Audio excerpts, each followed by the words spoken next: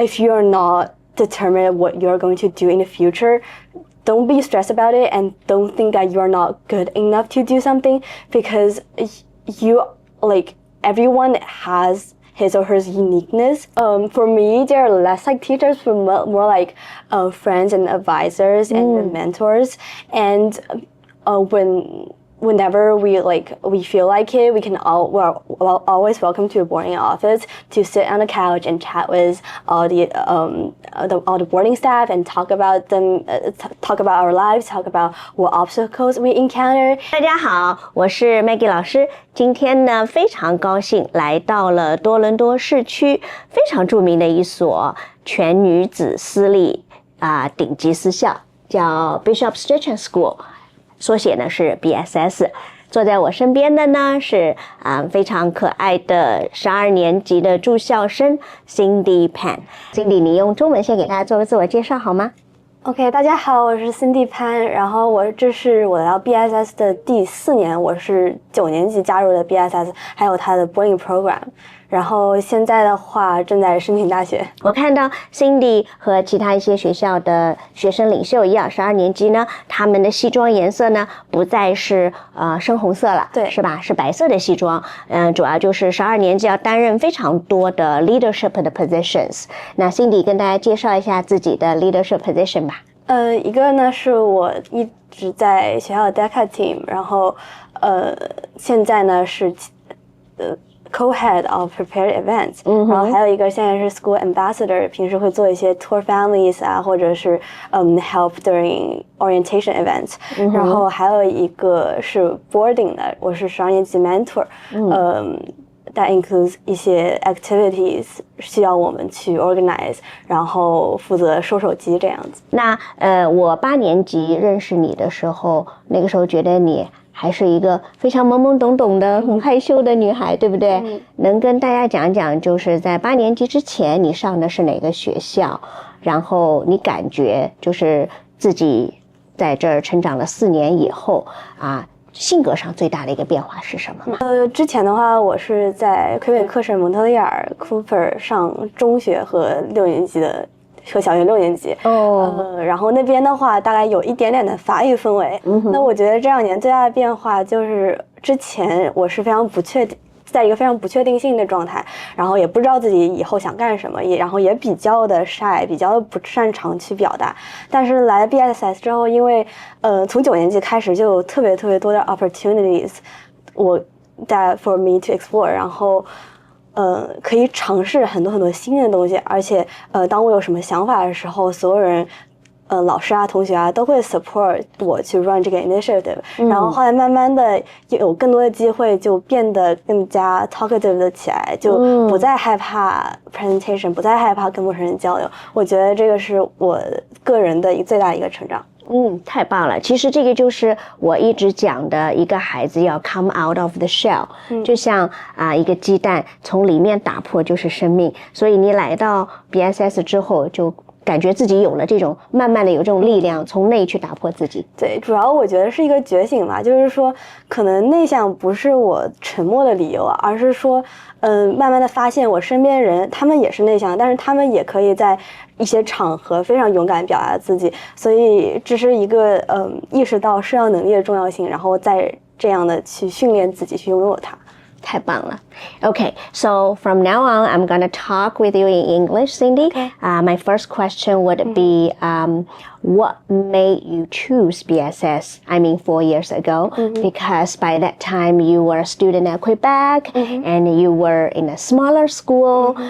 Coming to BSS not only means going to a new school, but also means moving to a new city. Yes. So what made you have that decision? The reason why I chose BSS and the city of Toronto is because first, it will expose me to all kinds of opportunity.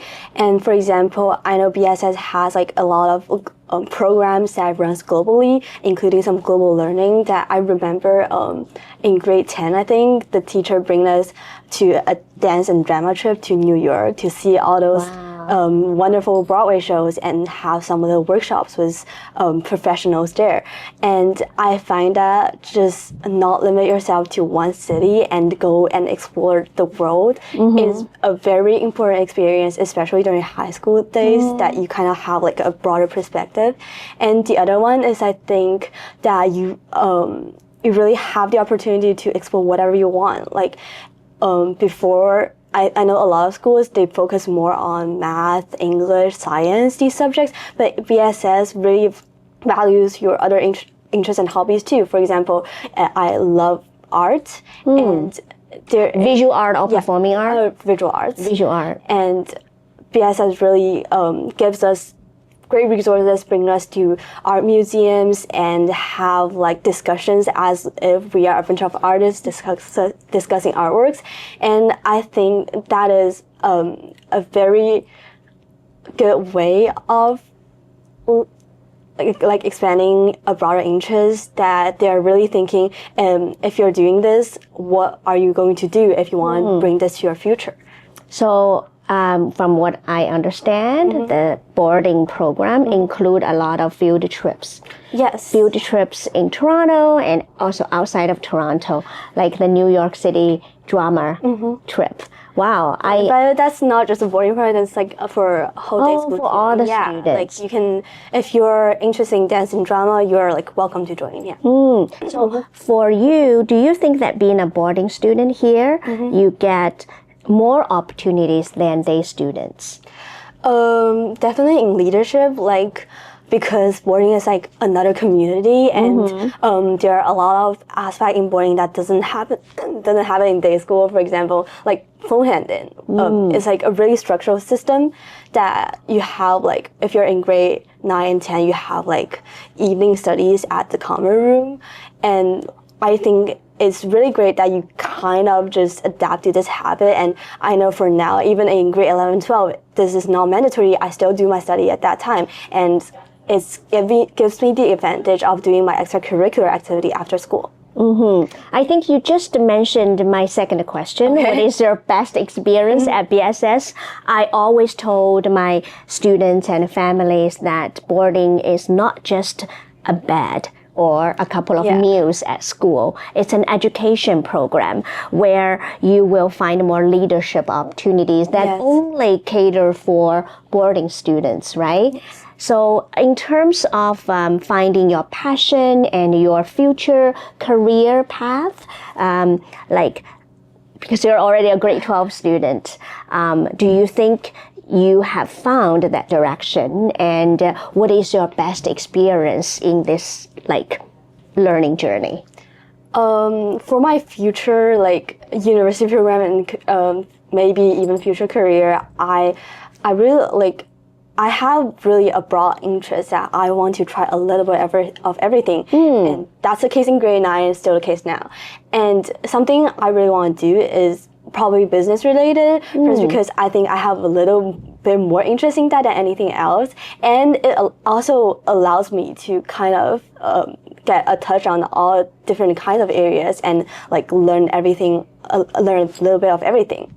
And for now, I'm thinking to go into business, but I'm always open to like other opportunities. Like in grade 12, I also joined archery, which is like something that's completely new for me. It's not like a really popular, like really a sport that everyone does, and I think people only does it in camps, but I feel like that if I go into a club, I learn a bit more of it, and that kind of adds on to my experience, and that really fulfills me. I love that. You know what? I always told my students, don't think about whether this activity is useful for my resume or does it really help to improve my resume, because I want students to try everything.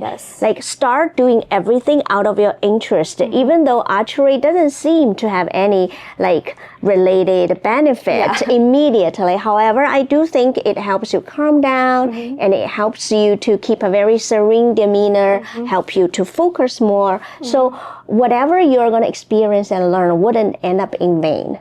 Right? Yes. And I think just by taking that step out to a new experience at a base minimum, you are learning something new. Wow, I love that. So you are now the writtens for DECA, right? DECA lead. Now it's called Prepare Events. It's basically a report writing and a presentation that like is about business, and you can like prepare basically. Yeah, I can tell you are more of a writer. And so tell us a little bit about the DECA program here at BSS, because many students, especially from China, they are not very familiar with DECA.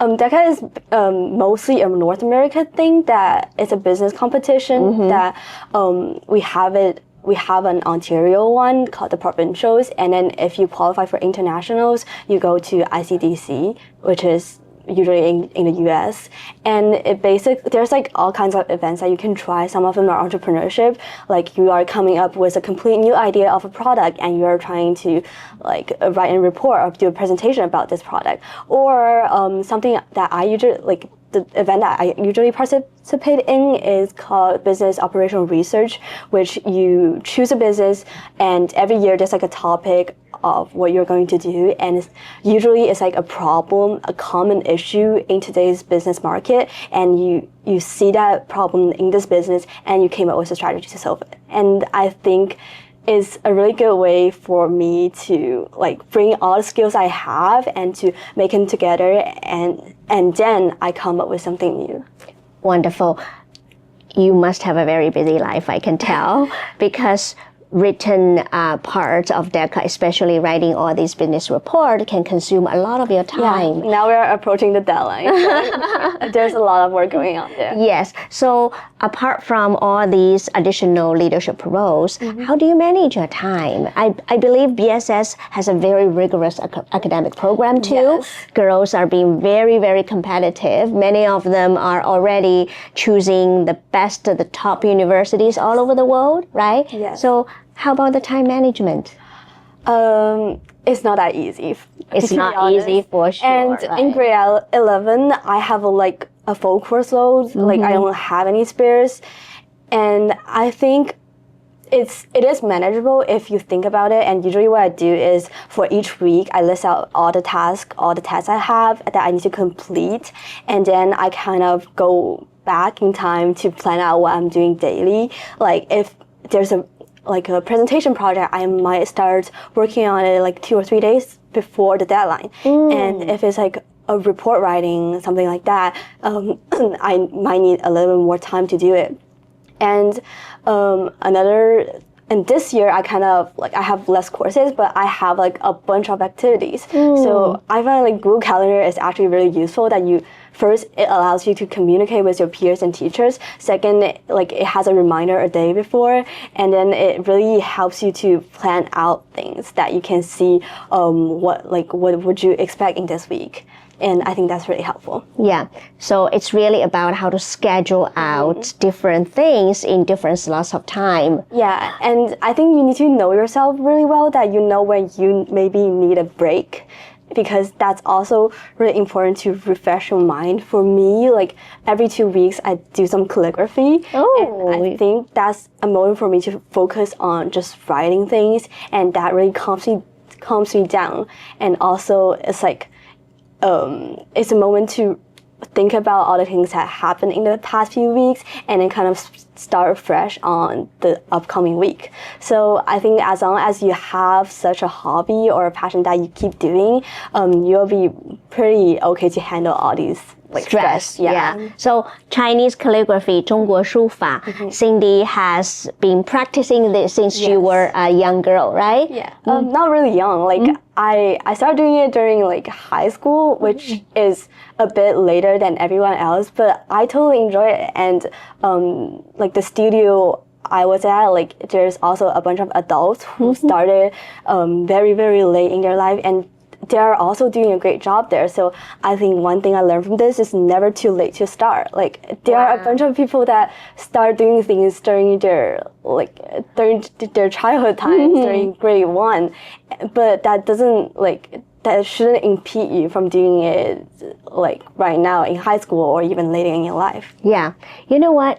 I think the most important thing is not about learning how to do business. It's about how to start an entrepreneurship. Being an entrepreneur doesn't mean you need to earn money or have your own company. It actually means how to build up new resources upon your previous experience. So I can tell you are using your passion and hobby for Chinese calligraphy to keep up a very good well-being of yourself. Yes. And this is something really matters a lot to not only yourself, but also your parents. Yes, I think it's about like first walking out of your comfort zone, trying something new, learning something new, and also when you're like in grade 12, like me, give that opportunity for other people to do the same thing, to also encourage them to try something, to try like basically everything they're interested at. And yeah, like it's the same process for me in grade 9 and the grade 9s right now. Yeah. You can say it again. It's never too late to start something new. Yeah, it's never too especially at BSS. So let's talk about the teachers here. Oh. Because for boarding students, you must have known more teachers than day students, right? Because there will be a group of professional teachers supporting you at the boarding facilities. Can you tell me what is the most, I would say, proud experience you've ever had being a boarding student, or what kind of support and help have a boarding teacher given to you? I think it's for me, there are less like teachers, but more like friends and advisors and mentors. And whenever we feel like it, we're always welcome to a boarding office to sit on the couch and chat with all the boarding staff and talk about them, talk about our lives, talk about what obstacles we encounter. And a lot of them have university degrees in different programs. And whenever you have maybe bio questions or or even you don't know a Spanish word, you can always ask them. And also when you have presentations, you can also present to them just like the way you present to your parents to ask for feedbacks. And because I'm a mentor, I also work in the mentor team with our advisors to organize some activities. And boarding staff really gives us good ideas and also supported most of the ideas we have and kind of bring it into real life, which I find that it feels really being supported, being encouraged to run something new, and they're always going to be our strongest backbones. That is so helpful because for many boarding students, when they first arrived at the school, they would feel homesick, or sometimes if they don't go well with their roommate, they would feel helpless. Had this type of experience happen to you as well? To be honest, in grade 9, I don't really feel homesick, but because my mom is still nearby, and I go back to China to see my dad basically every year. But I know it's an issue. A lot of people can feel homesick, especially because it's a complete foreign country to them.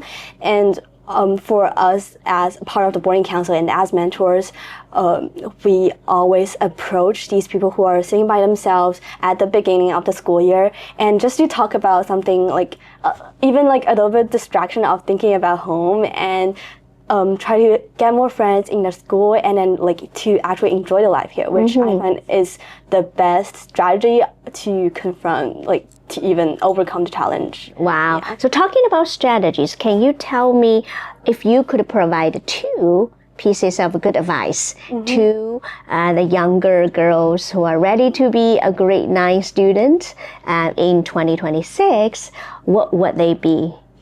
I kind of already talked about this before, but one is definitely be willing to try new experience, and if one opportunity comes to you, definitely grab onto it, because you will never know anything new if you are just being the same as before. And another piece of advice would be if you're not determined what you're going to do in the future, don't be stressed about it, and don't think that you're not good enough to do something, because everyone has his or her uniqueness, and there is always sometimes that you are going to contribute to your community, and there's always times for you to like be bright and shine in whatever places you're at. So definitely don't be stressed about it and open yourself to new opportunities. Excellent, excellent. I want to repeat Cindy's advice again. So if you don't know what you're going to be and what you're going to do in the future, please do not stress it out, because you need to let time take you through the learning journey, just to stay open-minded to all the opportunities, and it will come out naturally, right? Yeah, the idea that you suddenly want, like you're suddenly determined of what you want to do in the future will come at some point. And even if it doesn't come, it doesn't really matter, because just follow what you're passionate about. Choose whatever selectives you actually like, and that will lead you to the right pathway. Yeah. Wonderful. Thank you so much, Cindy. I think for me as an education consultant, I do believe that studying in a co-ed school and a girls-only school will be so different, right? So my last question would be, you have both the experience of studying a co-ed school and a girls-only school. So what has girls-only environment benefit you most? I think the biggest difference is that and I know this might not be as objective because there's all kind of factors in, but girls' schools tend to like focus their education on like a more something that's more designed for the girls. For example, like in a co-ed school, there's like they have like more opportunities in sports and all other hobbies, but in BSS there's like arts opportunities and also sports opportunities, and also like any categories you can think of. There's always a door or window for you to explore, and that's my favorite part about a girls-only school and also about BSS. Yeah, so it's easier to focus. Yeah, and also you kind of I don't know if this is the thing with sporting, but you kind of have like a closer relationship with all of your peers. Like whenever you're trying to launch a project or an event, like everyone will come to support, even if they're not like super into the category, the thing you're like the actual subject that you're trying to bring up, but they welcome and support just because that we see each other not just as peers, but also like friends and even sometimes family members. Like a sisterhood. Yeah, sisterhood, that you're always going to support others. And when you need help, there are always people to help you. Wonderful. You know what, Cindy? I wish you all the best in your future university application experience. And I'm so happy because you've already got an amazing offer. And I believe more amazing offers are coming your way. Thank you. 非常感谢大家对刚才 Cindy 的很多精彩的分享，希望对大家有帮助，也希望大家如果对 Bishop Strachan School 这所女校的 boarding program 有更多的问题和想法，可以随时联系 Maggie 老师，我也可以帮助大家联系到 Cindy， 我相信她也很愿意给到有兴趣的家长和同学更多的建议。谢谢大家，谢谢。